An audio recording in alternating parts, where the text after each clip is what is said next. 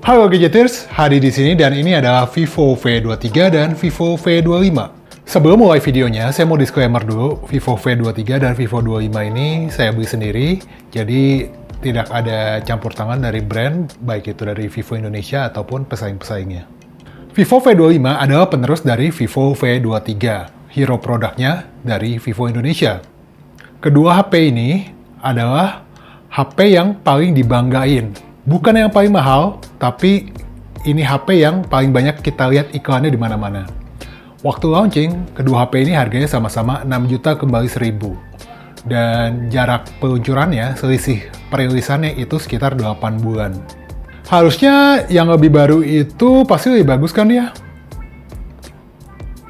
Ternyata belum tentu. Nah, Arya udah cobain kedua HP ini selama kurang lebih seminggu dan berikut ini adalah pengalaman dia. Ya, untuk bagian kamera ini sekilas kayak nggak ada bedanya gitu ya antara kamera V23 dan V25. Apalagi kalau cuma modal ngebaca resolusi kameranya doang. Karena ya sama-sama di 64 megapiksel. Nggak ada upgrade signifikan lah untuk resolusi. Tapi kalau ngelihat lebih detail lagi, kameranya V25 ini tuh udah dibekali dengan OIS loh, atau Optical Image Stabilization. Ya, akhirnya OIS balik lagi ke Vivo V series. Jadi sejarahnya cukup panjang nih. Pas di V21 5G itu Vivo sempat nanamin OIS ya, tapi pas di V23 sayangnya fitur itu absen dan sekarang balik lagi dong ke V25. Ini udah langkah yang paling cakep sih kalau emang pengen fokusin di bagian kameranya. Karena ya di harga segini lagi-lagi masih belum banyak nih pemain yang nanamin OIS di kameranya. Adanya OIS di sini juga sebenarnya ngebantu banget ya, terutama untuk ngebidik objek atau framing objek. Karena pas kita lagi framing, itu tuh tangan kita tuh kadang suka geter-geter gitu ya, atau ndredeg lah bahasa Jawanya. Nah, ini nih yang bikin fokusnya tuh jadi hilang-hilangan dan hasilnya tentu bakal lebih ngeblur. Nah, dengan adanya OIS ini tuh lebih ngebantu buat bikin lensa kameranya tuh jadi lebih stabil. Terus untuk karakter warnanya di sini juga agak beda ya. Dan yang saya lihat sih kameranya V25 ini tuh pengen nyempurnain apa yang udah cakep di V23. Nah, jepretannya V23 memang sebenarnya udah bagus gitu ya, detailnya juga mantep. Cuma kadang-kadang warnanya itu loh yang terlalu over, terus ketajamannya yang terlalu dibuat lebay gitu. Nah, di sini racikan softwarenya V25 itu lebih menyelaraskan processing warna yang terlalu lebay tadi, supaya lebih soft dan lebih enak dilihat di mata. Tapi ya kadang-kadang jepretannya V25 ini masih suka miss ya, terutama untuk objek-objek yang punya warna cerah, kayak misalnya objek tanaman atau warna langit gitu ya. Dan di sini tuh kamera V23 malah lebih bagus. Kalau untuk jepretan pakai lensa ultrawide-nya, di sini saya nggak ngelihat perbedaan yang berarti ya. Paling ada beda itu ya di terang sama gelapnya sih, dan ini lagi-lagi balik ke racikan software kameranya. Kameranya V23 ini untuk lensa ultrawide lebih konsisten buat ngasih warna yang cakep ya, dan mempertahankan supaya fotonya tuh nggak underexpose, apalagi pas ngadepin background yang punya cahaya kuat gitu.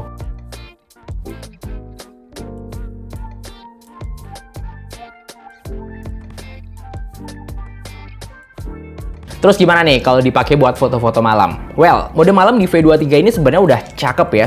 Cuma ya kadang-kadang warnanya ini loh yang terlalu berlebihan. Dan yang harusnya gelap, itu tuh malah dibikin terang benderang gitu.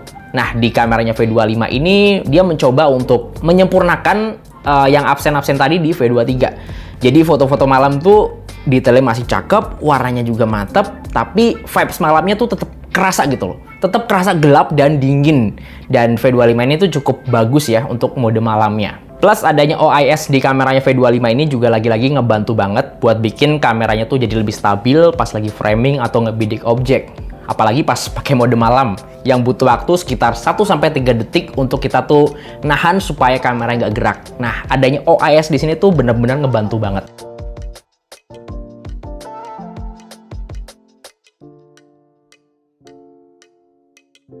Ya, overall untuk kamera belakangnya di sini Vivo V25 tuh lebih menyempurnakan ya apa yang kurang dari kameranya V23. Itu good move banget. Tapi pas udah ngeliat jepretan kamera depannya, kok gini banget ya? Ya, di sini ternyata banyak banget diskon, banyak banget yang dipotong, disunat dari kamera depannya Vivo V25. Ya agak disayangin sih kenapa lensa ultrawide depan yang jadi andalan di Vivo V23, di V25 ini mesti absen. Ngurangin pengalaman sih nggak terlalu ya, apalagi yang juga jarang foto-foto selfie rame-rame atau pamer background liburan. Kalau buat selfie, saya kok masih lebih srek ya sama jepretan kameranya Vivo V23 di sini. Warnanya itu loh, kelihatan lebih mantep dan cukup konsisten buat ngasih warna yang muka yang sesuai aslinya.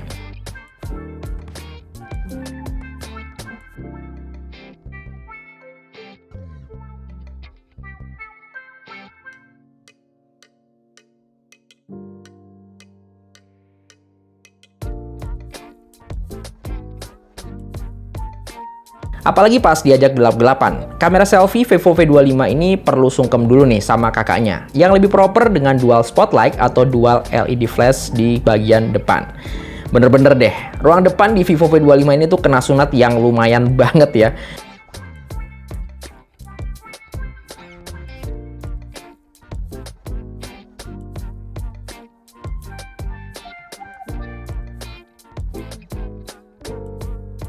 Nah itu dia, megahnya Masjid Istiqlal.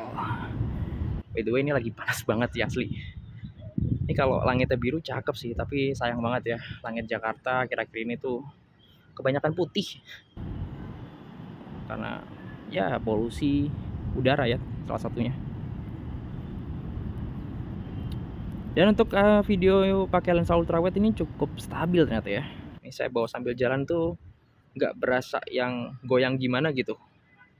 Ini orang-orang yang lihat saya mungkin kira orang aneh kali ya. Di masjid malah lari-lari dia. Oke. Ini panas juga. Saya pakai sambil jalan ya. Oke, sambil tes backlight juga. Wow. Tapi sebenarnya kalau buat ngetes backlight, mending saya aktifin fitur SDR-nya aja sekalian ya, yang sama-sama support di kamera depan kedua HP. Nah, ini kalau fitur SDR kamera depannya sama-sama diaktifin. By the way, di belakang saya tuh terik banget. Tapi ketika fitur SDR ini diaktifin, resolusinya bakal turun, Pak. Jadi Full HD 30 fps saja. Jadi kalau pakai 4K, nggak bisa pakai SDR-nya bebarengan ya. Well, untuk main game PUBG Mobile contohnya, di sini kedua HP ini tuh udah sama-sama bisa main di settingan Smooth Extreme 60 fps. Ini udah settingan yang cakep ya untuk main game Battle Royale macam PUBG Mobile kayak gini. Paling bedanya itu lebih ke durabilitas nih. Karena pas saya coba main di atas 30 menit, performa Vivo V25 ini tuh udah mulai sering batuk-batuk, Pak. Apalagi pas lagi main dengan mengendarai mobil ya dengan kecepatan tinggi. Tapi overall sih masih enak ya buat main. Lanjut, pas dipakai buat main Mobile Legends, performa kedua HP ini juga udah sama-sama smooth ya. Udah bisa jalan di 60 fps rata. Udah enak banget. Nah, sebenarnya bedanya di Vivo V25 ini tuh fitur atau settingan refresh rate-nya tuh bisa ditingkatin ke super alias di 90 fps. Cuma sayangnya pas udah saya coba mainin, ternyata ya mentok-mentok aja nih di 60 fps. Agak aneh gitu ya, kenapa fitur supernya tuh udah bisa aktif, tapi kita nggak bisa main di atas 60 fps. Ini yang perlu tuh dipertanyakan gitu loh. Tapi sebenarnya kalau pengen ngelihat bedanya yang lebih kerasa, justru di Vivo V23 ini yang bisa main dengan settingan grafis lebih tinggi alias grafis ultra. Mungkin buat kalian yang hobi main game Mobile Legends bisa ngebedain ya, atau bisa notice lah perbedaan pas kita main dengan settingan grafis ultra dan grafis yang high. Ya, dengan mesin performa yang bisa dibilang versi sunatannya 920, performa Vivo V25 ini memang nggak bisa se-powerful Vivo V23 untuk main game-game yang bisa dibilang berat gitu ya, seperti game Genshin Impact. Dan di sini memang kerasa banget di Vivo V25 itu tuh dia cuma bisa jalan di kisaran 30 sampai 40 fps. 40-an ke atas tuh udah nggak bisa gitu ya. Padahal ini sama-sama saya jalanin atau saya mainin di settingan low 60 fps. Udah 40 fps tuh udah mentok, nggak mau naik lagi. Sementara di Vivo V23 dia masih dengan lancarnya main di atas 40 fps dan cukup konsisten. Bahkan kadang-kadang tuh nyaris tembus ke 50 fps.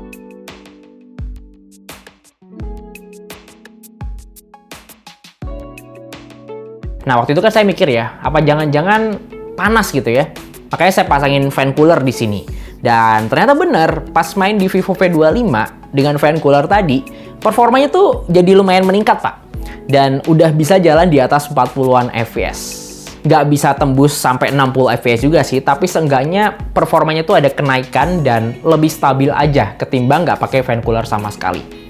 Saya jadi mikir ya, ini liquid coolingnya kayak belum begitu proper gitu buat ngejinakin game seberat Genshin Impact. Nah, kalau Vivo V23 ini mau dipasangin fan cooler atau enggak, performanya nggak begitu beda jauh sih. Tapi memang jadi lebih stabil untuk main game dalam jangka waktu yang lebih lama.